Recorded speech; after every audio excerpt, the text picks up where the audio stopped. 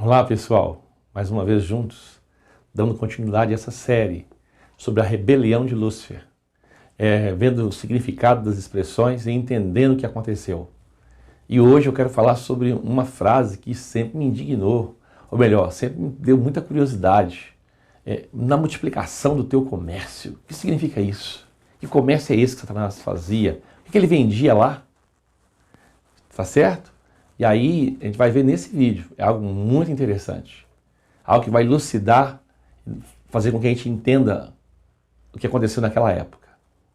É algo revelado pelo Espírito de Deus. Mas antes quero te pedir, se inscreva no nosso canal, nos dê um like aí, compartilhe com seus contatos, deixe aqui os seus comentários no rodapé, os quais para nós são muito importantes. Tá certo? Vamos lá então? O texto que eu vou abordar aqui é Ezequiel, capítulo 28, versículo de número 18, que diz assim: pela multidão das tuas iniquidades e pela injustiça do teu comércio profanaste os teus santuários. E no versículo 16 vai falar que e na multiplicação do teu comércio. Que comércio é esse? Primeiro, comércio tem a ver com você vender algo. E Lúcifer vendeu algo para todos os anjos. Ele vendeu uma ideia. E quando você vende algo, a pessoa tem que pagar um preço. E os anjos que aderiram a Lúcifer pagaram um preço. Qual que era o preço? O preço era se rebelar contra o seu Criador. E Satanás oferecia para eles o quê? Mais liberdade. Eles não precisariam mais estar presos a todas as regras e leis estabelecidas pelo Criador. Agora eles poderiam fazer o que bem entendesse. E aí você vai ver que Satanás ele conseguiu influenciar muitos anjos, que é um terço dos anjos que cai. Então, comércio tem um significado, um sentido de difamação, de calúnia. Porque a palavra diabo significa caluniador ou acusador. E aqui você vê que Satanás, para ele vender essa ideia, para ele conseguir influenciar, ele começou a caluniar, a difamar a pessoa de Deus. Fazer comércio é ir aqui ou ir ali, né? Ele fazia tudo isso com o objetivo de lograr êxito.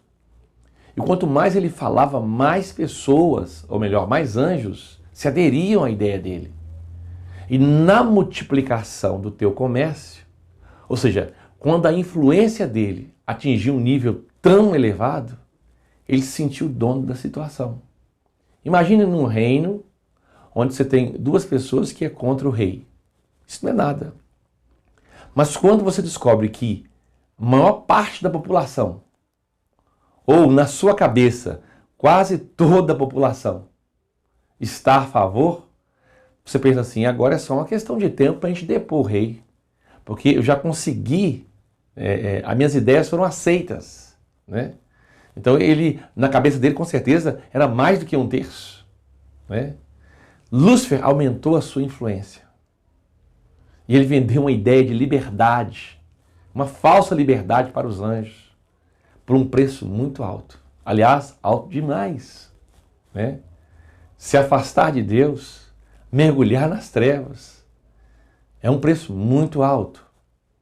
E realmente ele não mediu as consequências. E aqueles que compraram a ideia, aqueles que aderiram à ideia de Lúcifer, tiveram que se rebelar contra o seu Criador. Satanás, ou Lúcifer, ele voltou para si mesmo a adoração que cabia em função dele ser dirigida ao seu Criador, o Deus Todo-Poderoso. E aqui a Bíblia diz assim, na injustiça do teu comércio. Ou seja, ele falou algo para enganar, ele é um enganador. Então ele foi injusto naquilo que ele estava vendendo. Ele vendeu gato por lebre. Ou seja, quem comprou, comprou algo que não era correspondente à realidade que ele estava falando. Então a gente precisa entender a queda e a corrupção de Satanás. É algo muito importante. Se você ler em Ezequiel, capítulo 31, versículo 8 e 9, já citei num vídeo aqui anterior, você vê que lá fala do cedro. E o cedro é uma árvore alta e nobre. E o cedro nos fala de poder. E lá fala que os seus ramos, né, eram grandes. Isso nos fala da influência que Satanás tinha, porque Lúcifer foi feito como um modelo, todos queriam ser como ele. Então, já que ele era um modelo e todos queriam ser como ele, e ele está vendendo essa ideia, muitos aderiram rapidamente. E lá fala dos seus renovos. Dá uma olhadinha lá, Ezequiel 38, 8 e 9. 31, 8 e 9. Nos fala da sua vida, da sua expressão, da sua formosura, da sua glória, né? Todos os anjos queriam ser como ele, porque ele era um modelo para Deus, ele era um padrão para Deus. Aí quando você lê Ezequiel 31, 10, você vai descobrir o seguinte, que o problema dele foi achar que aquilo era inerente dele, que aquela glória, que aquela beleza, que toda aquela capacidade vinha dele mesmo. Ele apenas subsistia, como toda criação subsiste em Deus, né? Mas teve algo que foi, eu diria, o ponto, assim, a gota d'água, para ele se rebelar contra Deus. Qual foi? Está lá em Hebreus capítulo 1, versículo 2. Olha que coisa interessante. Não sei se você já tinha visto essa observação aqui em Hebreus 1, 2. Olha que coisa fantástica. A Bíblia está cheia de mistérios, né? Um fragmento aqui, outro fragmento ali. E o nosso trabalho é o quê? É conectar esses fragmentos e trazer para você mastigado. Anos de estudo. Capítulo 1, verso 2. Vamos ler o 1. Havendo Deus, antigamente, falado muitas vezes e de muitas maneiras aos pais pelos profetas, a nos falou nesses últimos dias pelo Filho, a quem constituiu herdeiro de tudo. Peraí, o Filho a quem constituiu herdeiro de tudo. Uai, então quer dizer que ele não era antes constituído, porque se foi constituído, foi estabelecido. E teve uma época quando isso foi feito. Parece que esse decreto, que foi proclamado lá no céu, de que o Filho de Deus iria herdar tudo, e tudo é tudo mesmo, incomodou Lúcifer. E aí ele ficou assim, invejado do Filho. Você vai ver lá, capítulo 14, verso 12, que fala assim, como caíste do céu, ó estrela da manhã. Então quando fala que caiu do céu, logo as pessoas pensam que já caiu do terceiro céu e veio para a terra. E não é assim. Você vai descobrir que Satanás, ele caiu do terceiro céu, onde está o trono de Deus, onde é os céus dos céus, de acordo com o Salmo 148, versículo 4, ele caiu desse céu para o primeiro e para o segundo. Isso mesmo, primeiro e segundo céu. O primeiro céu é esse céu que você está vendo aí azul, e o segundo céu é o espaço sideral. É onde estão principados e potestades. Tem gente que acha que Satanás está no inferno com um garfo, espetando pessoas que lá chegam. Ó, tem anjos presos em lugares no centro da terra. Já expliquei isso, 200 anjos. Mas Satanás está nos ares. E ainda está nos ares. Agora, quando aconteceu o arrebatamento, quando abrir quando tocar a quinta trombeta, ele vai cair do céu para a terra.